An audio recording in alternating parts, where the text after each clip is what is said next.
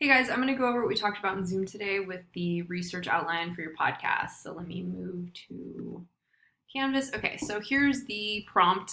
Just keep in mind that it's due next Monday before midnight, but if I were you, I would get started on it as soon as possible. Um, you can definitely use anything from your week 15 discussion that will be due at midnight tonight for this outline, so you can copy and paste the things that you've written down for that into this. So the first thing you want to do is look at the template.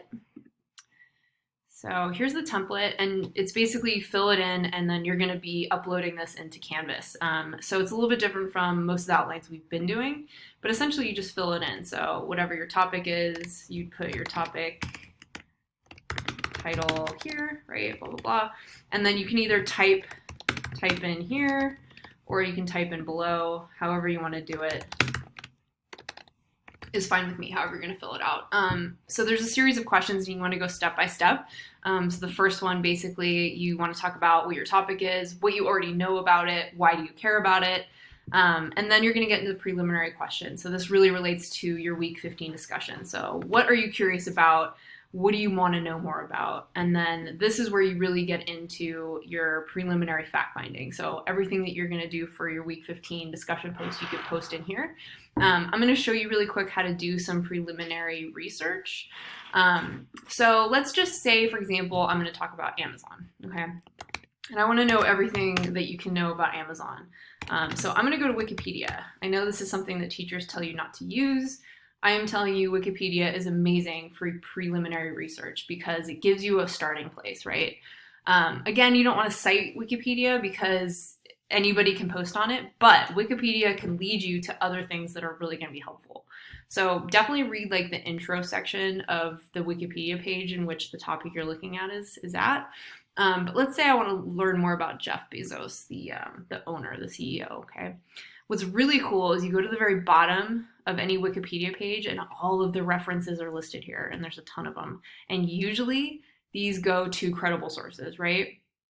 So let's just say I'm going to look at, let's see, I'm going to look at this article.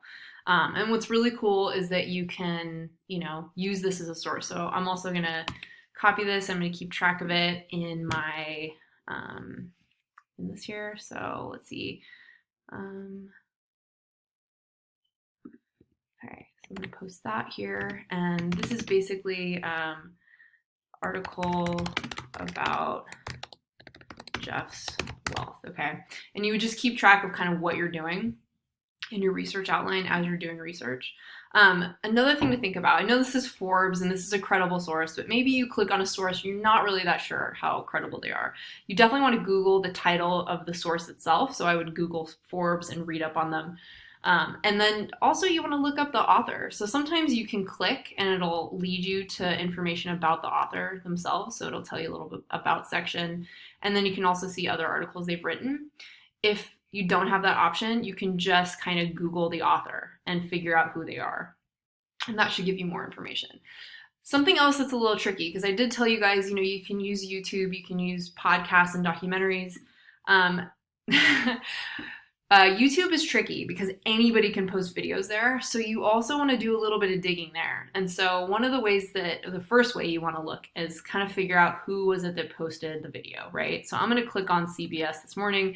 I know CBS is a credible source, but let's pretend this is some random name, right? So you look through it, see what they've posted. It looks like they're posting a lot of news articles, credible. I would probably cite them, right?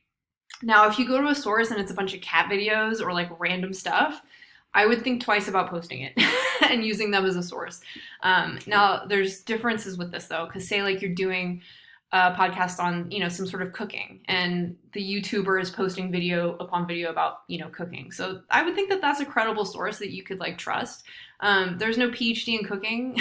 So, they don't need to be a scientist. They don't need to be a PhD, a doctor. If you're talking about cars or like mechanics, like again, somebody that's like working on cars and posting videos, I would consider that a reliable source. So it just kind of depends. You never really know. But definitely find more information about who uploaded it. What are they uploading? Can you trust them? That's really, really important when you're doing this. Something else that I posted that would probably help you that you want to check out is I posted a sample. So you can kind of use this as a guide. The student got an A. So kind of look at like what they did, how they did it, and kind of mimic them. As you can see, it's not an MLA style, it's just posting the link itself. So it doesn't mean you're going to use all these sources in your actual podcast, but you want to get as many as you can possibly get. The more you have, the better. Something that's really important though about the outline is when we get down to this part, the possible objections. And every single academic essay, you want to talk about opposing views. Now, this doesn't have to be a pro or con. This could be just different viewpoints. So let's say we're talking about mental health, right? There's a lot of different viewpoints on mental health. Like, again, let's say that you're arguing that this one thing causes it, and then this is the one thing that is good for solving the issue. Someone else is going to have a different perspective, right? There's Western science and there's Eastern science. There's people who believe in medication. There's people who believe in behavior changes and, psychotherapy and so there's different perspectives and points of view on one topic, and you want to bring as much of those in as you possibly can. Another student is doing something on engineering, and they're like, I don't know how to create an argument for that. Like, you could talk about why it's the best field to get into. You could also talk about why it might be one of the worst fields to get into.